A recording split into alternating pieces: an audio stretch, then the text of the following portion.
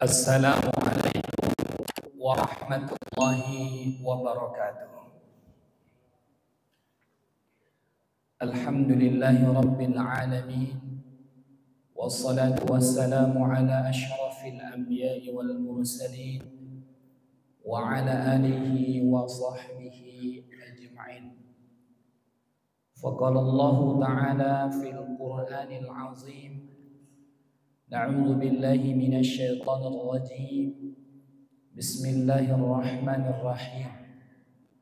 Wa ma arsalnaka illa rahmatan lil alamin. Shadaqallahul azim wa shadaqa rasulul karim walhamdulillahi rabbil alamin. Sidang jemaah salat zuhur, para ibunda, para hayanda orang tua kami yang kami muliakan karena Allah. Bersyukur kita kepada Allah Subhanahu wa taala atas segala nikmat yang masih bisa kita rasakan hingganya sampai pada siang hari ini. Dengan rahman dan rahimnya Allah, dengan kasih dan sayangnya Allah, Allah pertemukan kita di tempat yang mulia ini. Semoga setiap ayunan tangan kita dan langkah kaki kita Allah berikan pahala dan menghapuskan dosa-dosa kita. Amin ya rabbal alamin. Salawat dan salam buat Nabiina Muhammad sallallahu alaihi wasallam. Allahumma salli wa sallim wa barik ala sayyidina Muhammad wa ala ali sayyidina Muhammad. Assalamu alayka ya Rasulullah. Assalamu alayka ya Habiballah. Mudah-mudahan salawat dan salam ini menjadi syafaat di dunia sampai di akhirat kelak. Amin ya rabbal alamin. Bapak dan Ibu, ayah bunda, orang tua kami, di waktu yang singkat dan berkah ini ada kitab yang dikarang oleh Syafiur Rahman Al-Mubarakfuri,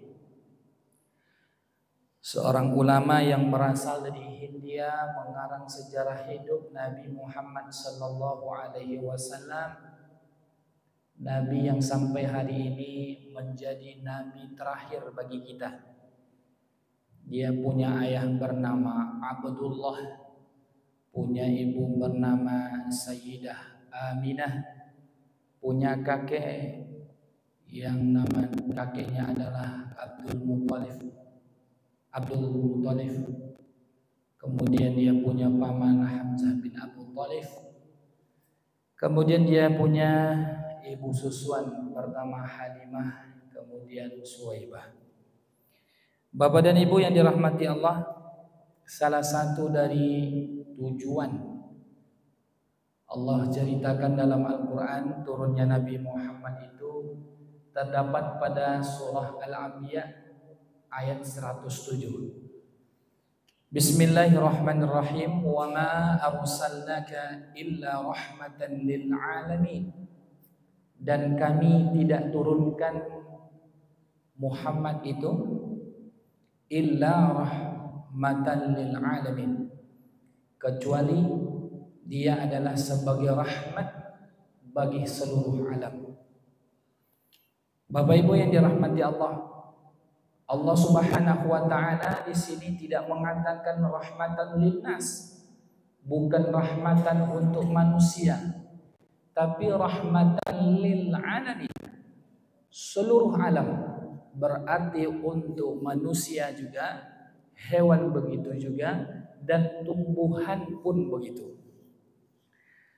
Maka Bapak dan Ibu yang dirahmati Allah, para tafsir mengatakan ada dua penafsiran, ada dua tujuan dari kata rahmatan lil alamin di sini.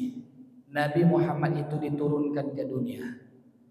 Pertama, para ulama mengatakan memang Nabi Muhammad itu turun di dunia untuk rahmatan lil alamin. Apalah salah satu tanda bahwa Muhammad itu rahmatan lil alamin? Maka Bapak Ibu yang dirahmati Allah, Nabi Muhammad itu lahir di kota Mekah. Beliau lahir yang tempat namanya sekarang adalah Maktabah, di belakang tempat kita syai di kota Mekah, di samping sumur Zam-Zam. Maka kebiasaan orang Arab seketika kecil, kalau anak ada bayi yang kecil, maka kebiasaan orang Arab adalah anaknya itu disusukan kepada wanita lain. Karena mereka meyakini dua hal. Pertama, kalau anaknya itu disusukan kepada wanita lain, maka ibunya nanti akan cepat mempunyai keturunan lagi atau anak lagi.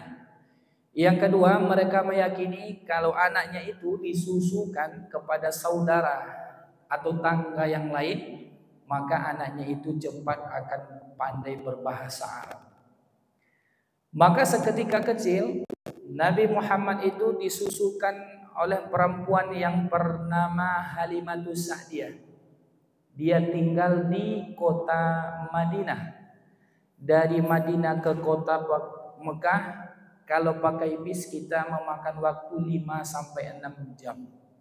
Tapi sekarang sudah ada kereta cepat, sekitar 2,5 jam kita sudah sampai di kota Mekah ataupun Madinah. Maka ini perempuan yang bernama Halimatus Sa'diyah sengaja datang ke kota Mekah bersama suaminya Haris untuk mencari anak bayi di kota Mekah yang bisa dia susukan. Berjalan dari kota Madinah sampai di kota Mekah. Qadarullah, dengan izin Allah, berjumpalah dia dengan perempuan yang bernama Sayyidah Aminah, ibunya Muhammad. Apa kata Halimah? Wahai perempuan, sudihkah engkau ini bayi aku yang menyusukannya? Kata Aminah, ibunya Muhammad, wahai perempuan, ketahuilah ini bayi dari kecil, dari aku mengandung, dia tak pernah menyusahkan aku. 2 bulan dalam kandungan, ayahnya Abdullah sudah meninggal. Dia ini adalah anak yatim. Apakah engkau sudi mengambil anak yatim ini? Karena waktu itu kalau ada anak bayi yang tak punya ayah menjadi aib di kota Mekah waktu itu. Lalu apa kata Halimatus Sa'diyah? Kalau begitu saya izin dulu kepada suami. Sampaikan kepada suaminya Haris, wahai suamiku, di depan Ka'bah ada bayi yang bernama Muhammad, dia anak yatim. Sudahkah engkau mengizinkan aku untuk mengambil anaknya itu? Kata Haris, kalau itu yang terbaik menurutmu wahai Halimah, maka apa yang terjadi? Pertama kali itu bayi diambil oleh Halimatus Sa'diyah, dipegang itu bayi yang bernama Muhammad. Apa yang dia rasa? Wahai perempuan, demi Allah, ini bayi tidak ada terasa beratnya. Apakah ini bayi betul-betul tak pernah menyusahkanmu? Diceritakan oleh Aminah, betul wahai perempuan, ini bayi seketika mengandung di perutku, aku seperti tidak mengandung. Ketika malamku aku nyenyak tidur, sampai aku melahirkan pun tak sedikit pun aku merasakan yang namanya kesakitan. Allahu Akbar. Begitu kemuliaan luar biasa bayi yang bernama Muhammad. Diambillah bayi ini, kemudian dibawa oleh Halimatus Sa'diyah ke kota Madinah. Mereka memakai onta yang sudah tua, yang perjalanannya itu tidak akan bisa kencang. Yang tadi perjalanannya 6 sampai 7 jam, karena membawa bayi ini yang bernama Muhammad, maka terasa hanya 3 jam. Dari kota Mekah ke Madinah. Yang luar biasa lagi keberkahan rahmatan lil alamin ini bayi, baru 1 malam Muhammad tidur di rumah Halimatus Sa'diyah. Bangun subuh, selesai salat subuh, Haris pergi ke belakang rumah. Karena di belakang rumahnya itu banyak onta. Onta yang sudah tua-tua, yang menurut adatnya tidak akan punya susu lagi. Dia punya kebun kurma yang sudah tua. Namun pagi itu apa yang terjadi? Haris terkejut. Wahai Halimah, ta'ali, ke sini dulu.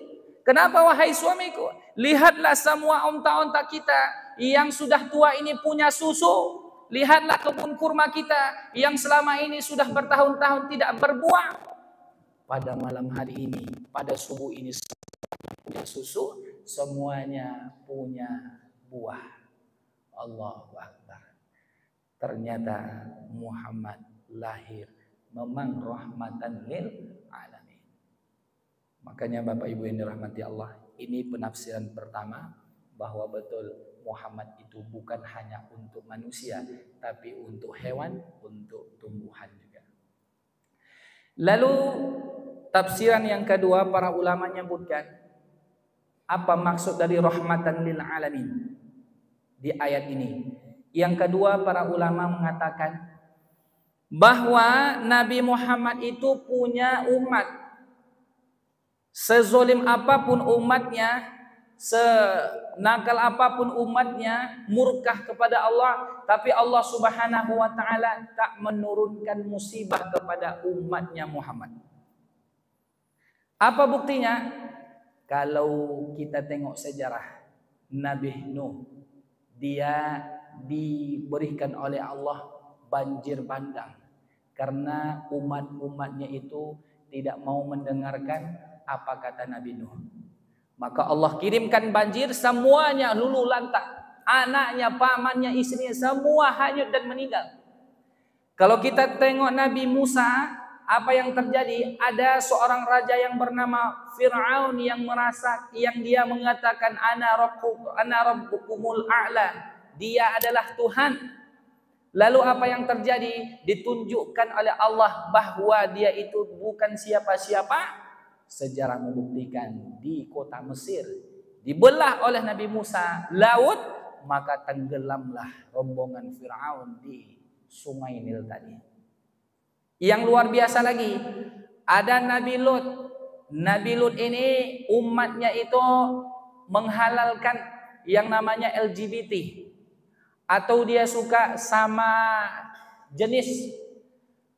Apa yang terjadi? Karena Allah murka kepada mereka, Allah balikkan bumi tadi, semuanya meninggal. Tapi apa yang terjadi? Umat Muhammad bagaimanapun ingkarnya, bagaimana zalimnya kepada Allah Subhanahu wa taala. Karena rahmatan lil alamin tadi, rahmatnya, keberkahannya, Allah Subhanahu wa taala tidak memberikan musibah yang begitu besar kepada umatnya. Makanya Bapak Ibu yang dirahmati Allah Subhanahu wa taala, ada yang menarik berita hari ini. Ternyata sepak bola yang di Qatar itu, Bapak Ibu, misinya bukan hanya untuk menyukseskan pertandingan sepak bola. Ternyata Presiden Emir mereka menyediakan tempat 8 stadion. Dalam sejarah ini adalah pertandingan sepak bola yang termahal tempat biayanya. Bayangkan Bapak Ibu yang dirahmati Allah, dalam persiapannya tadi belum mulai lagi sepak bola sudah banyak yang masuk Islam. 585 orang. Itu belum lagi mulai sepak bola. Sudah masuk sepak bola, sampai 1000 orang mengikrarkan masuk Islam. Apa sebab? Ternyata memang misi mereka bukan hanya menyukseskan sepak bola, tapi mensyiarkan agama Allah. Bayangkan Bapak Ibu yang dirahmati Allah, di Qatar itu tidak dibolehkan bendera LGBT untuk hidup. Tidak boleh mengibarkan bendera LGBT. Nanti kalau nampak pasangan yang bukan mahram berseraan di tempat umum dihukum penjara. Kemudian di hotel-hotel, di stadion dipasangkan stiker-stiker Islam. Sampai ada link orang-orang yang non-Islam itu ingin mengetahui yang namanya mendalami Islam, disediakan tempatnya. Akhirnya apa yang terjadi? Bukan saja misinya untuk sepak bola, tapi mensyiarkan agama Allah. Allahu Akbar. Maka ini penting dan perlu kita contoh bahwa mereka membawa rahmatan lil alamin. Apa kesimpulan yang bisa kita ambil? Ternyata memang Nabi Muhammad sallallahu alaihi wasallam ini adalah orang yang mulia, rahmatan lil alamin, dan beliau adalah nabi yang terakhir. Fa'tabiru ya ulil absar la'allakum tuflihun. Wassalamualaikum warahmatullahi wabarakatuh.